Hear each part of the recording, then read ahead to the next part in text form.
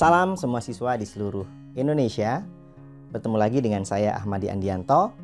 Pada hari ini kita akan belajar tentang struktur kontrol percabangan. Ini adalah sebuah materi dalam mata pelajaran pemrograman dasar yang secara spesifik diajarkan pada program keahlian teknik komputer dan informatika. Tujuan dari pembelajaran hari ini adalah siswa mampu memahami dan menerapkan konsep algoritma percabangan melalui notasi, flowchart, dan pseudocode. Percabangan itu sendiri merupakan sebuah alur di dalam algoritma di mana terdapat sebuah pernyataan yang akan dijalankan apabila sebuah kondisi terpenuhi.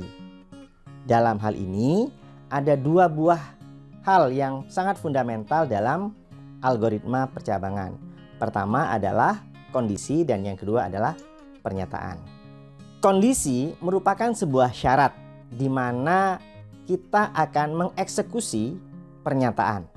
Sedangkan pernyataan itu sendiri merupakan perintah yang akan dieksekusi apabila kondisinya tercapai. Untuk mempermudah pemahaman, saya akan memberikan sebuah contoh sebagai berikut.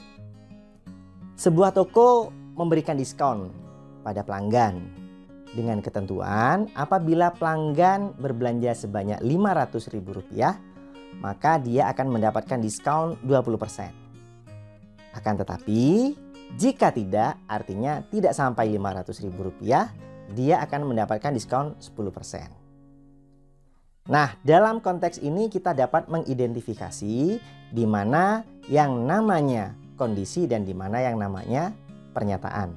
Saya berikan warna merah pada kondisi dan saya berikan warna hijau pada pernyataan. Nah, di sini kita lihat ada dua buah kondisi dan ada dua buah pernyataan. Nah, hal yang penting untuk kita catat adalah bahwa jumlah kondisi dan jumlah pernyataan itu pasti sama. Jika ada dua kondisi, maka pernyataannya pasti juga ada dua.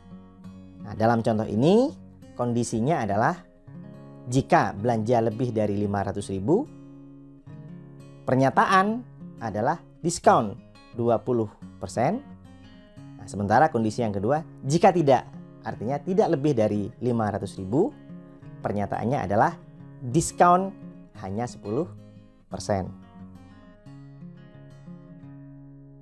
Nah, jika kita sudah belajar tentang bagaimana konsep dan unsur di dalam algoritma percabangan, bagaimana kita menuliskannya dalam notasi flowchart dan notasi pseudocode.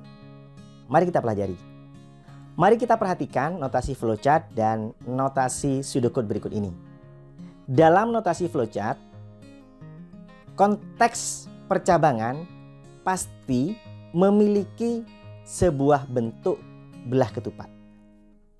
Nah, bentuk belah ketupat ini adalah mencerminkan simbol kondisi.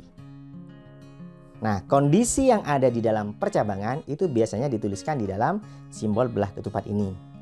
Coba kita perhatikan, di situ ada tulisan belanja lebih besar daripada Rp500.000. Nah, nanti akan ada dua kemungkinan, iya atau tidak. Ya, artinya kondisi pertama terpenuhi, maka perintah atau pernyataan yang akan dijalankan adalah berikan diskon 20% dari harga. Dan jika tidak, artinya kondisi pertama tidak terpenuhi, maka ada pernyataan atau ada perintah berikan diskon 10% dari harga.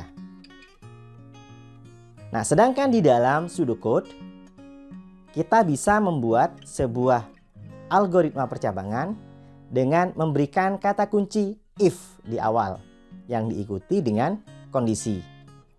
If artinya adalah apabila. Apabila kondisi dalam konteks tadi kondisinya adalah belanja di atas 500.000, maka diskonnya adalah 20%. Nah, jika tidak terpenuhi, ada sebuah kata kunci baru, else. Jika tidak terpenuhi, maka akan ada perintah berikan diskon sebanyak 10%. Dan untuk algoritma percabangan ditutup dengan and if pada bagian terakhir. Nah, demikian pembelajaran kita pada hari ini. Untuk selanjutnya kita perlu mengeksplorasi pemahaman tentang percabangan dengan memahami jenis-jenis algoritma percabangan yang akan kita pelajari pada pertemuan selanjutnya. Tetap sehat dan sampai jumpa.